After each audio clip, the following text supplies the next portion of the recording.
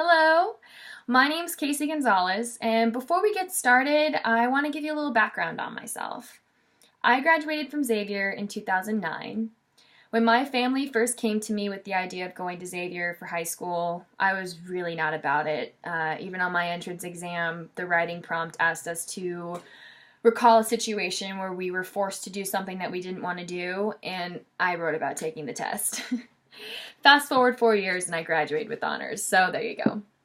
I bring this up because looking back, I am so thankful for the lessons that I've learned here, most of which weren't even academically based that carried over into my adult life.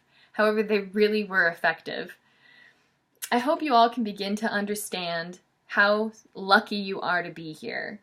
You are students in a facility that's devoted to shaping strong, intelligent, empowered young women, and you have parents who care enough to make it possible for these opportunities to be within your grasp. Being a teenage girl isn't something I'm too old to remember. However, for the next few minutes, I would like you to quiet any outside commotion you have.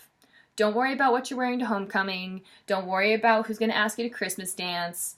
Don't worry about what's going on after the football game on Friday night. Let's take this moment to think for yourself. Hold yourself to the standards that this school requires of you to even be a student. Now that we got our heads right, let's get started. How would you feel if I told you I bet almost everyone in this room daily ingests a drug that is a major contributor to about 30,000 deaths a year? Some people might even do it more than once a day. How about the fact that it's all legal? Hopefully most of you are thinking, what are you talking about, Casey? I don't do drugs. How is something that I'm doing every day that kills that many people a year? What do you mean this is what I'm doing? Let me further clarify what a drug is. Through my research, I found that this is a term that is very hard to concrete a definition to. However, a general description I found was that a drug is a substance that has a physiological response when ingested in the body. Basically, it just causes your body to have a reaction. Still wondering what that drug was? Sugar. That's right, sugar. That sweet little something we crave and love is actually being proven to be detrimental to our health, especially in the mass quantities that we're consuming it. More specifically, the amount in sugar-sweetened beverages. These are soft drinks, sports drinks, sweetened teas, and energy drinks. These are of great concern today because they're so high in calorie content but offer so little nutritional value. I'll further break that down for what that means. We all know we need to eat to live, right? Our bodies function off of the fuel or food that we give it. Calories are how we measure the amount of energy our food has. Our bodies don't discriminate against this energy. It's going to take whatever we give it. However, when we eat too much and we haven't used all the energy that we gave our body through our food, that excess energy is going to be turned into fat and stored in our bodies. This behavior, repeated daily and on massive scales, will lead to continuous buildup of stored fat in our bodies and what is causing the growing obesity rates and the growing type 2 diabetes diagnoses that are happening. Specifically for sugar-sweetened beverages, this is a huge concern because you don't get full from drinking a 20-ounce soda, yet you just consumed about 220 calories and the same amount of sugar that's in about 6 Twix bars, 17 teaspoons. That now added with the sugar-laced processed foods that are such a big thing in this country, I'm sure you can understand how this starts to add up with our bodies.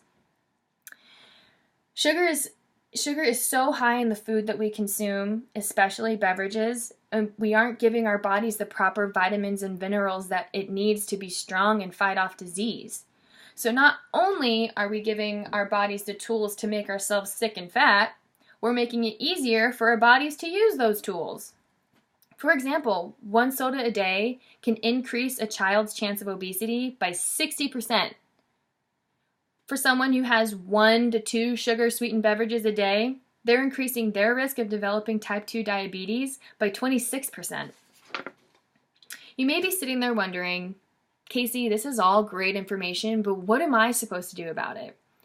I started my presentation asking you to think for yourself and hold yourself to a certain standard when listening and applying this information.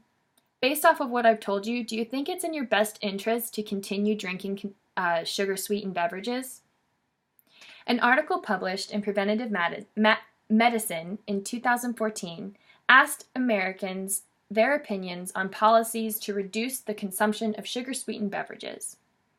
Of the 6 ways researchers suggested we handle the issue, getting sugar-sweetened beverages out of schools was listed as the highest public support of over 60%. The people who participated in this survey were between the ages of 18 to 64. Safe to say most of them weren't in the school system anymore. Yet, for the regulation on this issue, they felt targeting schools was going to be most effective. I'm telling you this because you guys are important. You guys matter. This is what this study just showed us. Not just to your teachers, not just to your parents, but you're important to society. It's cliche to say, but you're the future. The future world will be based off of the decisions that you, as you make your way into adulthood, make. What the lessons you're learning now, you guys are going to have the choice to be these strong, intelligent, independent thinking women that society believes you can be, and make the choices for your health and for the future of our health.